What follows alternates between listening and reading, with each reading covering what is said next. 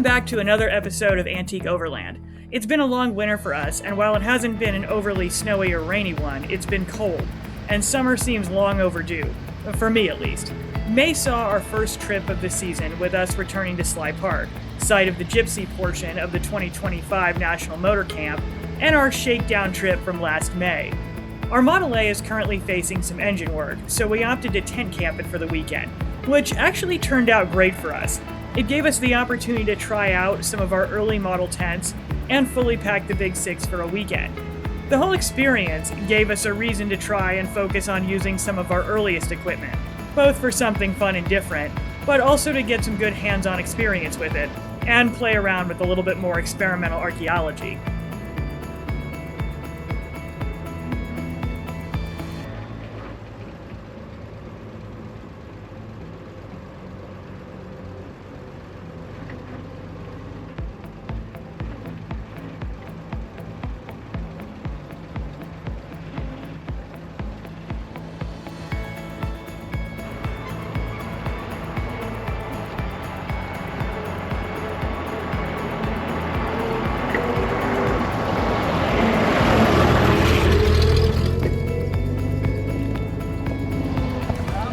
Capacitor.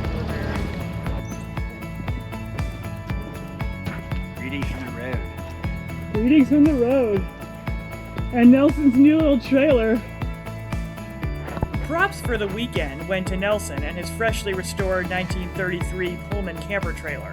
You might remember that one from one of our social media posts late last year when we brought that trailer and our 1934 home built back to the foothills on our flatbed. The Pullman's a Redwood City, California original. It was a short-lived trailer company, and in this case, Nelson may have actually inadvertently stumbled on the prototype. There are more than a few reasons we think that might be, but we can save that discussion for later. You'll see some more of the Pullman later on in the video. As for the tents, we chose two of our oldest original pieces that are also from California. Jerry camped out in the Fred E. Carnie Tent Awning Co tent, sold out of Sacramento in roughly 1922. I haven't been able to find too much on the company beyond a couple of early to mid-20s business directory listings for the address on K Street. After that, the business seems to be broadened and include his sons and a relocation.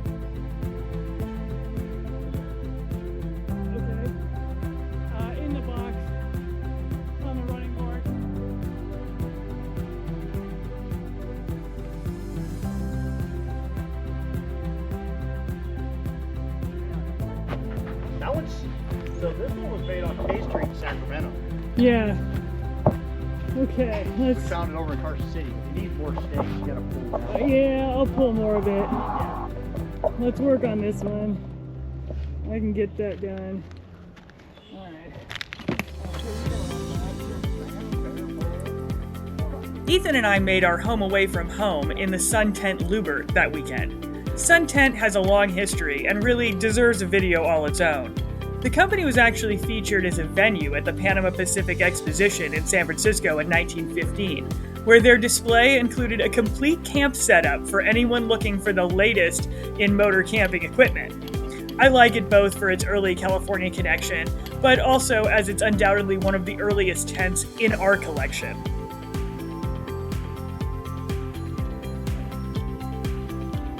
Check-in time at Sly Park is at 2 p.m., and we got there just about 3:30, which was fine, but it made for a short first afternoon and evening at camp. We pride ourselves in being as self-contained as possible when camping.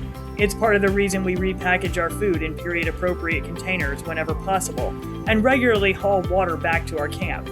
Admittedly, Sly Park has spigots and other amenities throughout the camp areas, so we choose to adapt our experiences as necessary. We chose Pinecone Campsite 3 for that weekend, mostly because that was one of the few sites available that would accommodate 2 tents, a trailer, and 2 vehicles. But I wouldn't choose the site again, at least if given the choice. I didn't like parking on the pavement, and Nelson was forced to keep his trailer hooked to his car because of the slope of the pavement. Looking at sites based on our vehicle and equipment requirements leads me to believe we would always do better, far better, with completely unpaved sites.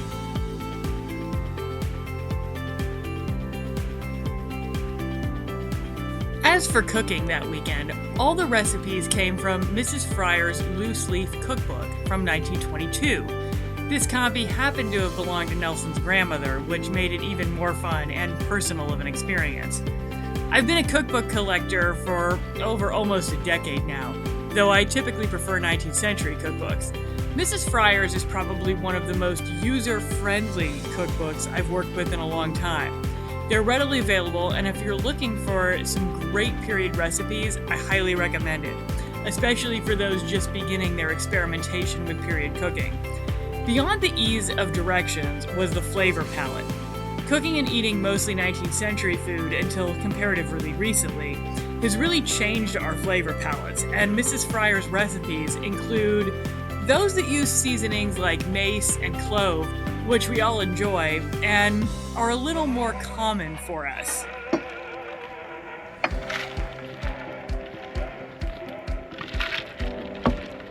And what's tonight's beverage of choice? This will be the Hawaiian moonbeam. Yeah, but you can see right here, this is what I was talking about first off. This needs to be here. Well, yeah, See? This is Because you take a look at the back, this is the corner. Yeah. So it has shrunk that much. Yeah, that's a fair bit. Yeah. But even if you had this, Okay. but see, there's, trying to figure out exactly, this should be tied down to this one over here. But yeah, why is there these all sets here, but they don't have them on the other side the same way? They're different spots. And for the ties, you've got this tie back here, the tent, but these are tie back. You tie here, like this. And when you're on the inside, you use this one for the inside. So you tie this through that ring there when you go to bed. Yeah. So this zipper. So why do you have the zipper? Yeah, right. And the other screwy thing is that when I bought it, this piece here was sewn like this. You can see Yeah. where it was Yeah, sewn. there, yeah. It was sewn through. This is where the netting was attached to. Oh, okay. The netting screen, and it had a zipper too. You can say gin on YouTube, it's okay. But I was trying to consolidate, so I put everything in smaller containers. Any minor inconveniences quickly faded into the background once camp was established. With the tents pitched, the Pullman settled into place, and the last of the gear unpacked, the campground began to feel less like a modern recreation and more like a motor camp from another era. One of the things I enjoy most about these trips is that moment when the work of setting up is finished, and we finally get a chance to slow down and appreciate our surroundings. The pace changes. The noise of the drive disappears, the modern campers fade into the background, and our camp takes on a life of its own. And all the planning that went into the trip starts to pay off. For us, weekends like this are about more than simply camping. They're an opportunity to test the equipment, learn from it, and gain a better understanding of how people experienced automobile travel during the early decades of the 20th century. Every tent, camp, stove, lantern, and piece of gear has a story, and the best way to understand those stories is to put the equipment back to work in the environment as closely as possible to what it originally would have been experiencing. Sometimes that means discovering why a particular design was successful. Other times it means learning why it disappeared altogether. Folding auto shovel. With nearly a century's worth of camping equipment spread across the site, a freshly restored 33 Pullman trailer making its return to the woods, and a full weekend ahead of us, we had plenty to keep us occupied. The weather was cooperative this year, unlike last, and camp was comfortable, and for the first time in months, it felt like the camping season had finally arrived. So, with everything established for that evening, we began to settle down, and it was time to relax in front of the campfire. Thanks for watching another episode of Antique Overland. Stay tuned for part 2, and please remember to like, share, and of course, subscribe.